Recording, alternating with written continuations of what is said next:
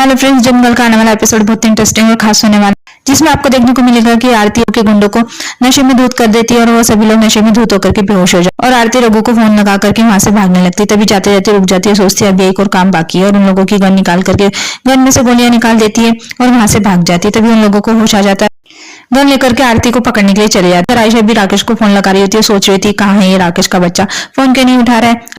I hope कि आरती बच न जाए वरना मैं नहीं बच पाऊंगी। इधर आरती भी भाग रही होती है और लिफ्ट मांग रही होती है, मगर कोई भी उसे लिफ्ट नहीं दे रहा होता। आरती रघु को फोन लगाती है, रघु से लोकेशन पूछ रहा होता है, मगर आरती नहीं बता पा रही होती है और भाग रही होती है। वो गुंडे भी उसका पीछा कर रहे थे। तभी इतने में आरती किसी कार से जाकर के टकरा जाती है और वो कार और कहीं नहीं रघु की होती है। रघु भी आरती को देख करके उसे संभालने लगता है। इतने में गुंडे वहां पर पहुंच जाते हैं और आरती को पकड़ने लगते हैं। रघु उन गुंडों की पिटाई करने लगता है, आरती भी उन गुंडों की पिटाई करने लग जाती है और दोनों मिलकर के गुंडों की खूब पिटाई करते हैं। तभी राकेश अपनी गन निकाल करके आरती के मुंह के अंदर लगा देता है और रघु से कहने लगता है, हीरो अपनी हीरोगिरी बंद करो वरना तेरी हीरोइन को गोली मार दूंगा। आरती उसे बहुत बताने की कोशिश करती है, मगर उसके मुंह में गन होने की वजह से कुछ भी नहीं बोल पा रही होती है। रघु धीरे धीरे पीछे जाने लगता है। राकेश भी बार बार उसे कह रहा होता है कि चल निकल यहाँ से अपनी गाड़ी लेकर के।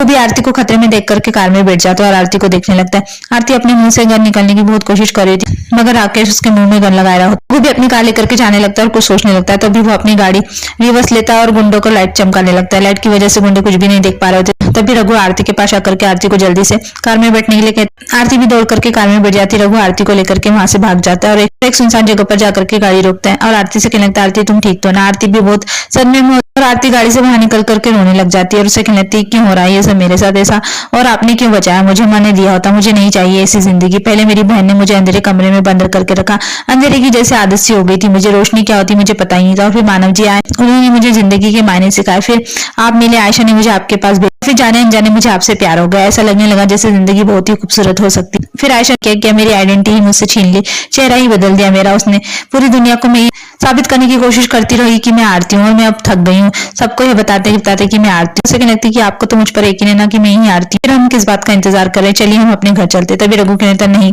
यह करना ठीक नहीं होगा आरती। तभी आरती कहती क्यों रघु जी, आपको तो मुझ पर शक नहीं है ना, आप तो मुझ पर शक नहीं करते ना, आपको तो यकीन है ना कि मैं ही आरती हूँ, तो बहुत हो गया।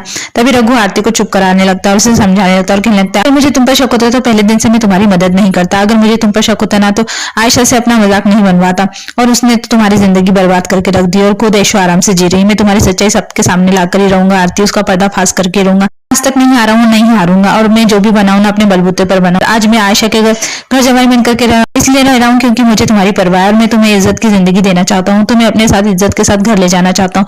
बस मुझे सिर्फ आरती तुम 2 दिन दे, और अगर मैं नहीं कर पाया ना तो फिर हम दोनों जरूर अपने घर चले जाएंगे। तुम्हें मुझ पर भरोसा तो है ना। आरती भी हाँ में सर हिलाने लगती, दोनों एक दूसरे को गले लगा लेते। उधर आयशा राकेश को फोन लगा करके परेशान हो रही होती है, मगर वो फोन नहीं उठा रहा होता है।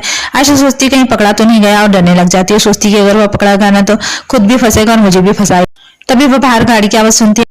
आरती और रघु घर पर पहुंच चुके होते। उधर मानव और करण भी परेशान हो रहे होते हैं। मानव करण से कहने लगता है, यह पुलिस क्या कर रही है, फोन लगा। तभी वो दोनों सामने देखते रघु शिखा को लेकर के आ रहा होता है। मानव शिखा से पूछने लगता है कि तुम ठीक तो हो ना शिखा।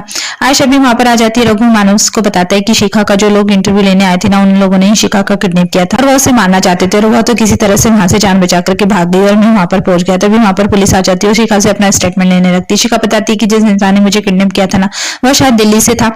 वह मुझे बता रहा था कि जिसने उसके भाई का कत्ल किया ना, वो कोई सिमरन नाम की औरत थी। सारे स्टेटमेंट पुलिस को देने लगती है और किस तरह से उन लोगों ने शिखा को किडनैप किया था वो सारी बात बताती है। पुलिस भी उसे समझाने लगती है और कहने लगती है, आप चिंता मत कीजिए, हमारी पूरी कोशिश रहेगी हम उन लोगों तक पहुंच सके।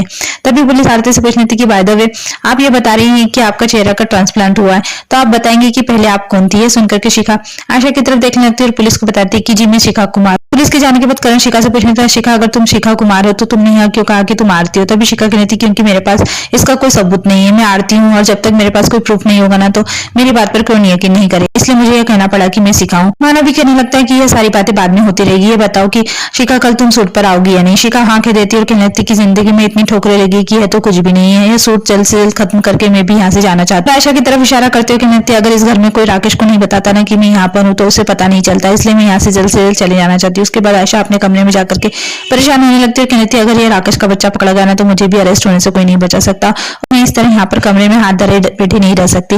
इस लड़की का तो मुझे कुछ करना ही पड़ेगा। और सोच में डूब जाती है। इतने में आरती वहां पर आ जाती है और आयशा को देख करके कहने लगती है अब कौन सा नया प्लान सोच रही हो तुम। आयशा अनजान बनने का नाटक करती है। शिखा कहने लगती है इतनी भी अनजान मत बनो आयशा, मैं अच्छी तरह से जानती हूँ कि तुमने क्या किया है। तुम मुझे जिंदा देख करके खुश नहीं होना, तुम तो मरते हुए मुझे देखना चाहती थी ना। तभी आयशा कहने लगती है मुझे तुम्हारे बारे में सोचने के अलावा भी बहुत काम है। तभी आरती भी कहने लगती है वो तो अब तुम जान ही रही होगी ना कि रघु जी मेरे साथ है, तो वो तो तुम्हें कभी भी डिवोर्स दे सकते हैं, मुझसे शादी कर सकते, और जो तुम उनकी धन दौलत चाहती थी ना वो तो तुम्हें कुछ भी नहीं मिलेगा, इसलिए तुम्हारे लिए अच्छा यही होगा कि तुम मुझे मार डालो। आयशा कहती थी इतनी घटिया अंजाम लगाना मुझ पर बंद करो। तभी आरती भी कहती थी कि देखो आयशा, मैं अच्छी तरह जानती हूँ कि तुम क्या कर सकती हो और क्या नहीं, और ये जो कुछ भी मेरे साथ हुआ ना इसमें तुम्हारा हाथ था, इसका मुझे शक ही नहीं बल्कि यकीन है। बस मैं तो तुम्हें ये कहना चाहती हूँ कि तुम्हारे पास 2 दिन रह गया, उसके बाद मैं अपने रघु जी को कहीं दूर ले जाऊंगी और तुम इसी तरह खड़ी रह करके देखती रह जाओगी। आरती की बात सुनकर आयशा भी परेशान हो जाती है। एपिसोड नहीं खत्म होता, आगे की अपडेट के लिए हमारे चैनल को लाइक कीजिए, सब्सक्राइब कीजिए। Thank you.